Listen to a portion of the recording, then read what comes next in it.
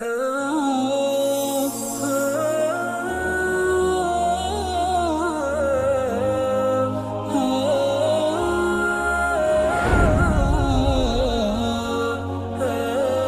கனவு மனைவிக்குள்ள நடக்கிற அந்த பிரச்சனை ஒரு பெரிய ஒரு ஆபத்தான ஒரு விஷயம் தெரியுமா? இந்த பெண்கள் மனசுக்குள்ள ஒன்றை வச்சுக்கிட்டு கடைசி வரைக்கும் சொல்லாம பழி வாங்குறது, இதை போல ஒரு சித்திராத ஒரு எதுவுமே கிடையாது.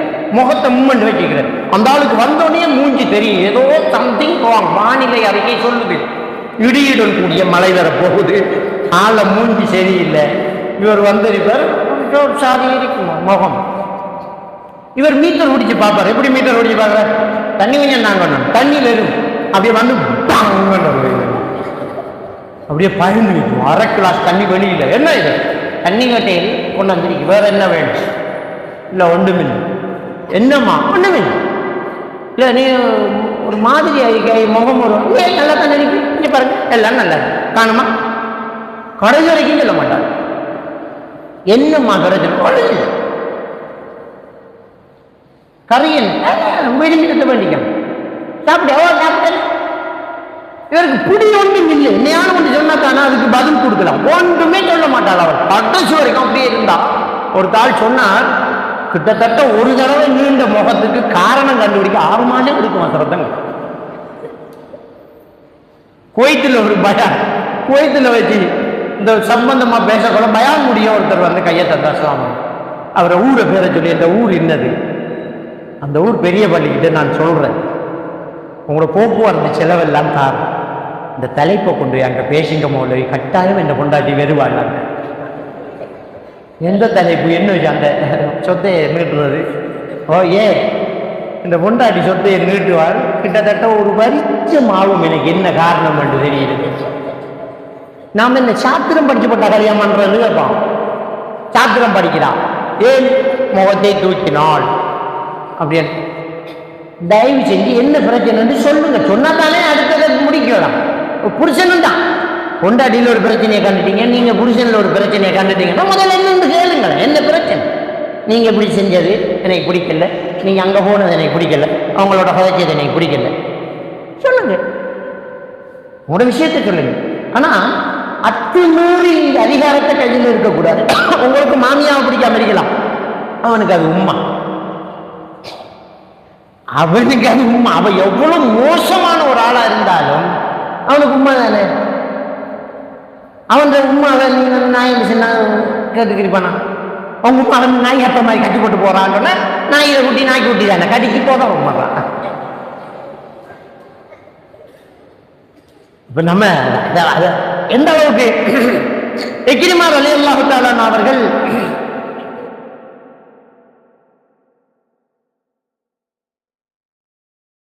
அந்த இடத்தை வெட்டி சொல்லி சஹாபாக்கள் சொல்லி அவர் ரசூலுல்லாஹுடைய தலைக்கு என்ன செய்தாங்க? விலை பேசினவர். அபூபக்கர் இல்லாட்டி முகம்மது தலையை எடுத்துக்கிட்டா 100 ஒட்டகம் சொல்லிட்டான். இப்ப அவரை கண்ட இடத்தை வெட்டுற மக்கா வெற்றி இஸ்லாமிய ஆட்சி. இக்ரிமாவை கண்ட இடத்தை வெட்டிடுவாங்கன்னு தெரியும்.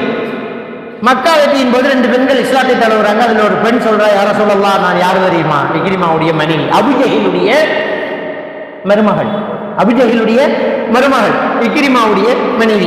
என் கணவர் இருக்கும் இடம் தெரியும், அவரை உங்கள்கிட்ட கூட்டிக்கிட்டு வர்றதுக்கு நான் பொறுப்பு.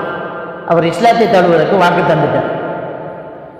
அவர் மேல கொண்டிருக்கிற அந்த மரண தண்டனை மட்டும் தூக்கிட்டீங்கன்னா அவளை கூட்டிக்கின்றவன். ரசூலுல்லாஹி ஸல்லல்லாஹு அலைஹி பகிரங்கமா சொன்னார்கள், இக்ரிமா வருகிறார், அவர் ஒன்றும் செய்யாதீங்க. அவங்க கூட்ட போய்த்தாங்க. நபி ஸல்லல்லாஹு அலைஹி வஸல்லம் அவர்கள் என்ன சொன்னார்கள் தெரியுமா?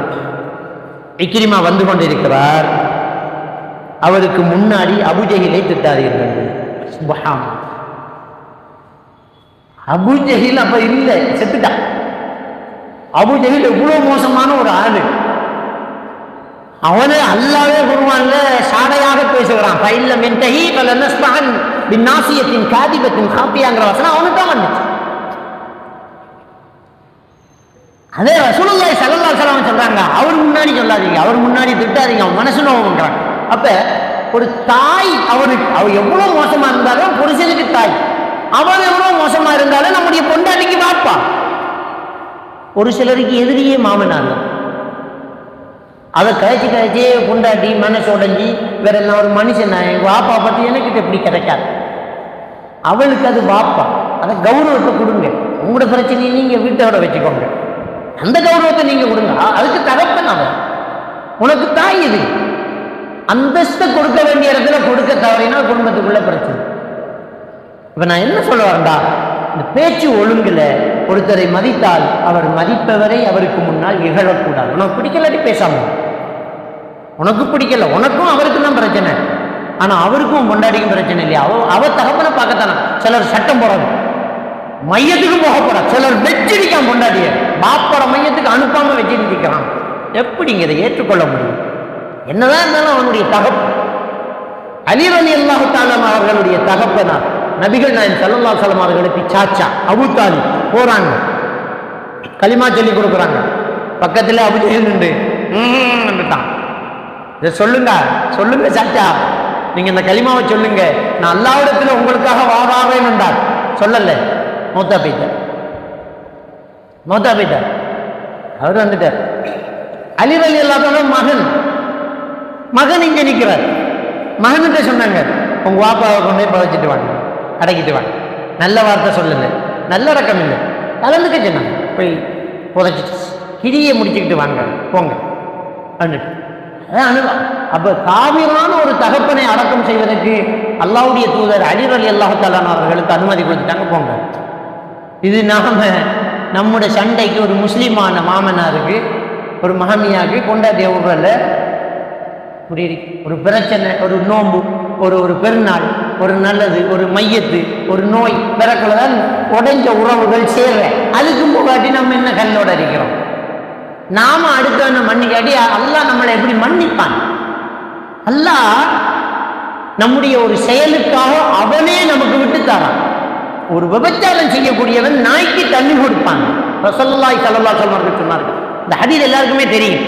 ஒரு விபச்சாரி என்று சொல்றோம் நம்ம, ஹதீஸ்ல விபச்சாரம் செய்யக்கூடிய ஆம்பளை தான் வருது. ஒரு விபச்சாரம் செய்யக்கூடிய ஒருவன் ஒரு நாய்க்கு தண்ணி கொடுத்தான், அதனால் அல்லாஹ் தஆலா அவரை மன்னித்து சொர்க்கம் கொடுக்கிறான். ஏன் நீ நாயில இறக்கம் காட்டக்கூடாது, நான் ஒண்ணுல இறக்கம் காட்டக்கூடாது? அவன் ரோஷக்காரன் அல்லாஹ். நீ நாயில இறக்கம் காட்டுற, நான் அவனுக்கு இறக்கம் காட்டக்கூடாதா? அப்ப அதே மாதிரி யோசிங்க. நீ பெத்த தாயே மதிக்காத நீ, நான் எனக்கு ஒண்ணு மன்னிக்கும்? நீ வாப்பட மையத்துக்கே போகாதாங்க, அப்ப நான் எப்படி ஒண்ணு மன்னிக்கிறேன்? மாறி யோசிப்போமே. நம்ம விட்டு கொடுக்கணும், மன்னிக்கணும். அல்லாஹ் தஆலா ஆல இம்ரானுடைய 136வது வசனத்தில் அப்படியே இறையச்சம் உள்ளவர்கள் சொர்க்கத்துக்கு தகுதியானவர்கள், உஇத்தத்தில் முத்தகீன், சொர்க்கம் முத்தகீன்களுக்கு தயாரிக்கப்பட்டுள்ளது. இந்த சொர்க்கத்துக்கு போற முத்தகீன்களுடைய பண்புகள் என்ன? அது அல்லாஹ் தஆலா சொல்லும்போது என்ன சொல்றான்னு சொன்னா, வல்காமினல் கைல் வல்ஆஃபீன அனின் நாஸ், கோபத்தை அடக்குவார்கள், அடுத்தவர்களை மன்னிப்பார்கள். அல்லாஹ் சொர்க்கவாதிகளுக்கு சொல்லக்கூடிய சிபத். ஏன் நம்ம செய்ய மாட்டேங்க? கோபத்தை அடக்கணும், அடுத்தவர்களை மன்னிக்கணும். நாம மன்னிக்க அல்லாஹ் நம்மளை மன்னிக்கிறான். நமக்கு இப்ப என்ன ஒரு பெருந்தன்மை இருக்குது? அப்படியே மன்னிக்காம கடைசி வரைக்கும் என்ன தெரியுமா நான் என்ற அகங்காரம் என்றால் தானே மன்னிக்காம இருப்போம். எதுக்கு? நம்ம ஆண் கழிச்சிட்டான், ஓ அவன்லாம் போல, சரி தள்ளி ஓ மன்னிக்க விடுங்க, கோபத்தை அடக்குங்கள். சொர்க்கத்துக்கு அடையாளம் அதான். அல்லாஹ்வுடைய திருக்குர்ஆன் வசனம் சொல்லுது. ஆல இம்ரான் 136, 137, 138 அப்படியே பார்த்துட்டு போங்க. சொர்க்கவாதிகளுடைய பண்பு என்ன? நம்ம விட்டு கொடுக்கணும், மன்னிக்கணும், பேசணும், மரியாதை கொடுக்கணும், கதைக்கணும். என்ன காரணம்ங்கிறத சொல்லாம முகத்தை தூக்கக்கூடாது. இப்படி ஒரு நெருக்கம் இருந்துட்டேன்னா செய்ய முடியும்.